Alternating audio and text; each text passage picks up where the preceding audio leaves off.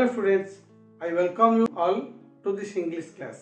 पिलाने ओडिशार समस्त सरकारी ओडिया माध्यम विद्यालय पढ़ुवा अष्टम श्रेणी छात्र छात्री को आमर यूट्यूब चैनल तरफ स्वागत।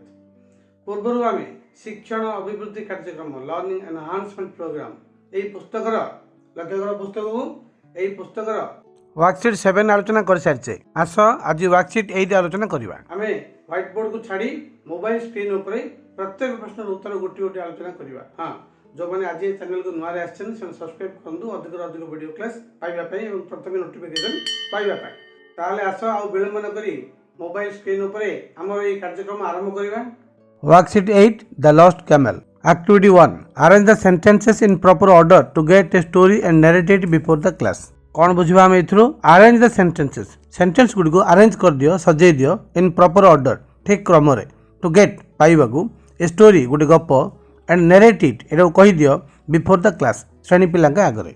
अर्थात ये 10टी वाक्य आमको एपट सपट दे देछि एई वाक्य गुडी को ठीक भाबे सजाई दियो जेमति कि गोटे स्टोरी मिलिबो एवं यह पिला आगे कहि दियो। आसो आमे प्रथमे सेंटेंस गुडी को पढिबा। 1 He went to Kakatpur Mangala Ma to offer prayer. Number 2 He went there and saw an old woman making rice porridge. Number 3 Shibei dived his hand straight into the middle of the porridge and got hot. Number 4 Shibei Samantrai was the minister of Langula Narsingadev of Odisha. Number 5 The old woman was not other than Ma Mangala who gave him the temple tips. Number 6 The old woman scolded him and gave him the idea to take porridge from the side. Number 7 She served the porridge in a plate, steam coming out of it. Number 8 He saw a hut with flickering light from a distance. Number 9 He was very worried as the stones dumped on the sea were washed away. Number 10 Shibei got the idea of laying stones from the side of Chandrabhaga and became successful. वर्तमान में a sentence गुड़िकर meaning बुझा। 1 He went to Kakatpur Mangala Ma to offer prayer। से मंगला माँ को प्रार्थना करने काकटपुर गले। Number 2 He went there and saw an old woman making rice porridge।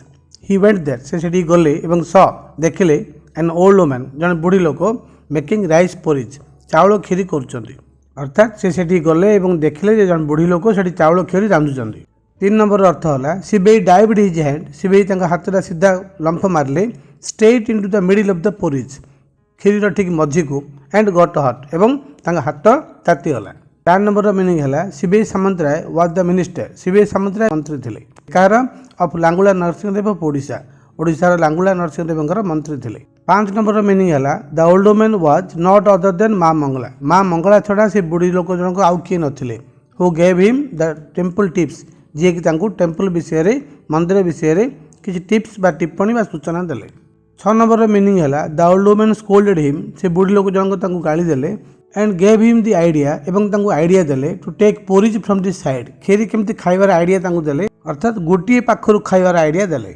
7 number meaning है she served the porridge in a plate से खीरी गोटे प्लेट रे बाढ़िले एवं steam coming out of it से बांफ बाहर अर्थात बांफ बाहर खीरी से गोटे प्लेट रे बाढ़िले। तापर देख ही सॉ ए हट विथ फ्लिकरिंग लाइट से गोटे कुड़िया देखिले जोड़ कि दपदप आलुओ बाहर फ्रॉम ए डिस्टेंस टिके दूर अर्थात टिके दूर दपदप आलुओ बाहर गोटे कुड़िया सी देखिले। 9 नंबर मीनिंग है ही वाज वेरी वरिड से बहुत व्यस्त थे आज द स्टोन्स जेहेतु पत्थर गुड़िक डम्प्ड ऑन द सी जहाँकि समुद्र में पका होता वेर वाश्ड अवे से भासी पड़ाऊला अर्थात समुद्र में पका जाऊा पत्थर गुड़िक भासी पड़ जाऊँ से बहुत व्यस्त थे। Number 10 Shibei got the idea Shibei idea पाइले ऑफ लेइंग स्टोन्स पत्थर पकाइबा फ्रॉम द साइड ऑफ चंद्रभागार साइड रू एंड बिकेम सक्सेसफुल एवं से सफल हेले। अर्थात ये खीरी खाइबार जहाँ शिखिले से बुढ़ी माँ से जानी सारे जे चंद्रभागार गोटे पटरू पत्थर पोति नेले मंदिर फाउंडेशन तैयार हो पार। देख पिले आम सब जगह सेंटेंस मीनिंग जानी सारे एथर आम भाविबा जे प्रथम कौ सेंटेंस प्रथमे कौ सेंटेंस रोटी शिबेई सामंतरा विषय सूचना दी जाइए से प्रथम धाड़ी हम। देख 4 नंबर सेंटेंस देख Shibei Samantaray was the minister of Langula Narasimhadeva of Odisha यहाँ आम प्रथम सेंटेंस हम फास्ट यहाँ लिखा। तापर कौन लिखा जहाँ पत्थर समुद्र में भासी जाऊला एवं से व्यस्त थे से धाटा लिखा आम लिखा। नंबर 9 तापर लिखा he was very worried at the stones dumped on the sea were washed away. अच्छा पत्थर फाउंडेशन न होगा द्वारा से कौन कले से काकटपुर माँ मंगला पाखक गले। तापर कौ सेंटेंस लिखा आम number 1 he went to Kakatpur Mangala माँ टू ऑफर प्रेयर।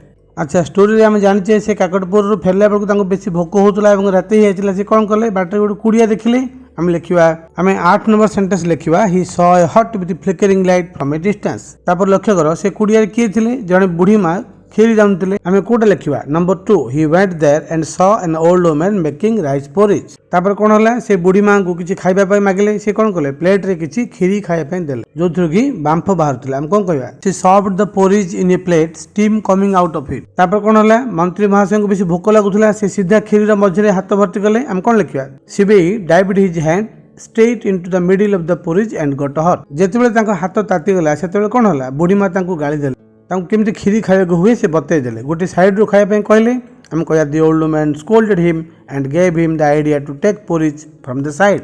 तापर से खीरी खाइबा द्वारा जानीगले जे फाउंडेशन गोटे दिगरू करने पड़ो ताले कौन लिखा Shibei got the idea of laying stones from the side of Chandrabhaga and became successful.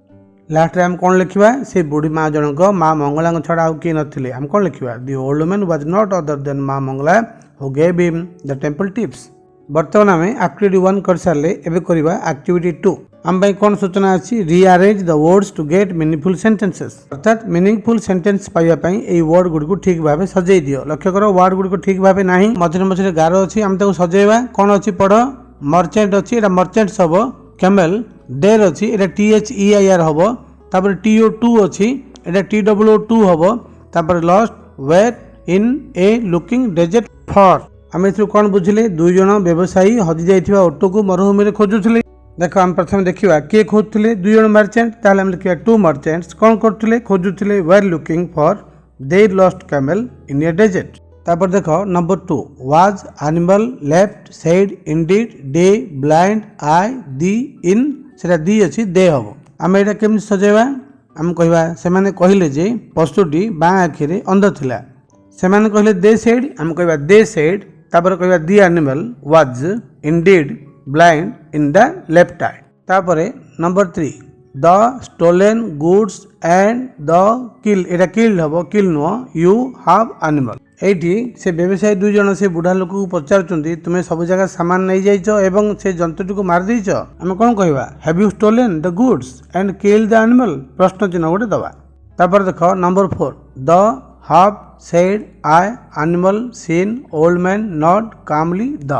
एथरे हम कौन बुझिबा से बुढ़ा लोकटी शांत भाव कहला मु आपन को पशु को देखी नाही मु देखी नाही कहले कोन आई हैव नॉट सीन हम कह I have not seen the animal said the old man calmly।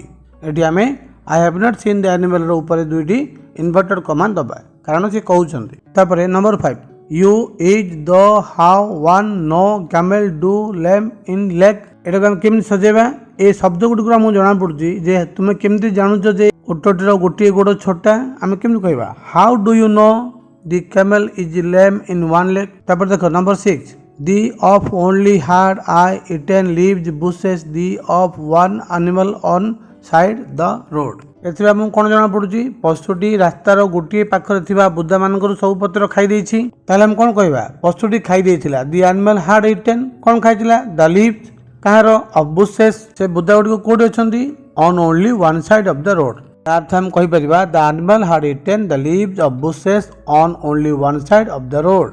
तापर number 7 saw wheat fallen I on side carrying ants are grain the of road of.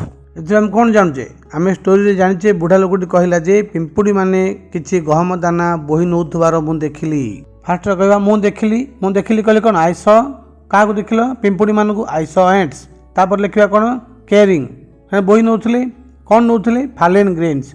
तापर लिखा फालेन ग्रेन्स कौन से grains of wheat गहम दाना कौटी on one side of the road रोडर गोटे पाखे ताहले आम सेंटेंस लिखा I saw ants carrying fallen grains of wheat on one side of the road. तापर number 8 of use this man made had his eyes at all to things look. यही लोकटी आखिर ठीक प्रयोग करथिला हम कौन कहि परिबा कि व्यवहार करथिला एही लोक तार तो दिस मैन तापर कौन लिखिबा had made use of his eyes कौन to look at all things एमती आम सजै परिबा ताले वाक्यटी हम लिखिबा this man had made use of his eyes to look at all things. Number 9 not eyes having is an of intelligent be to अर्थात से कहू चाहते विचारपति जे आखि खाली थिले हबनी ताकू ठीक व्यवहार कर बा अति चतुर हुआ ताले हम कौन कहवा having eyes is not enough, be intelligent too।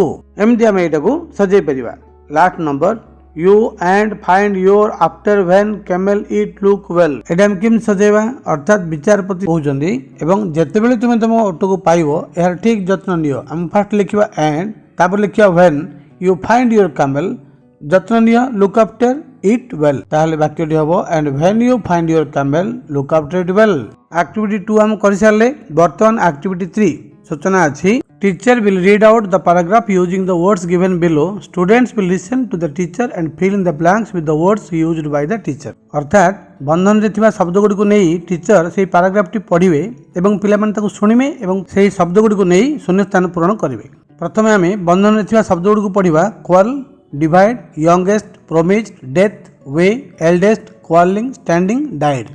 अच्छा ये शब्द गुडी को मीनिंग कोन? क्वाल झगड़ा करिबा, डिवाइड भाग करिबा, यंगेस्ट सबुठार सान, प्रोमिस्ड प्रतिज्ञा कले बा कथा देले, डेथ मृत्यु, वे बाट बा रास्ता बा उपाय, एल्डेस्ट सबुठार बड़, क्वालिंग झगड़ा, स्टैंडिंग ठिया हेबा, डाइड मरीगला। देखो आम गोटे गोटे वाक्य पढ़िबा। The man took him on his camel लोकटी ताकू ऑटो ऊपर बसाई नेला। तापर देखो he gave him a job अर्थात से ताकू गोटे जॉब कले काम से ताकू गोटे काम देबी बोली प्रतिज्ञा कला कथा देला।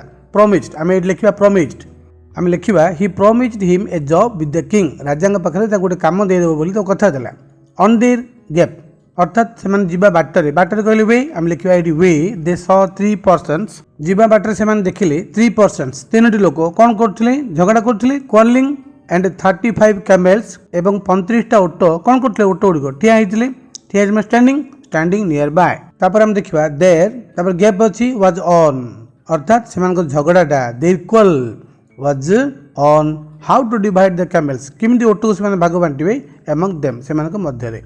देयर फादर हैड तांकर बापा मर जाइथिले had died but he had a will मात्र तांकर गोटे विल थिला बिफोर हिज कोन मृत्यु डेथ अर्थात but he had a will before his death. तापर देखिबा अकॉर्डिंग टू हिज विल तांको विल अनुसार राजीनामा अनुसार द गेप सन अर्थात पुओ सन कहले पुओ को पुओ बड़ पुओ would get half of the camel अर्थात बापांकर जहा ओटो अछि आधा ओटो बड़ पुओ नबो। द सेकंड सन 1/3 द्वितीय पुओटी 1/3 नबो अर्थात 1/3 नबो। एंड द गेप तापर अछि सन हम कोन लिखिबा द यंगेस्ट सन सबुठ सान पुओ 1/9 से एक नवमांश नबो।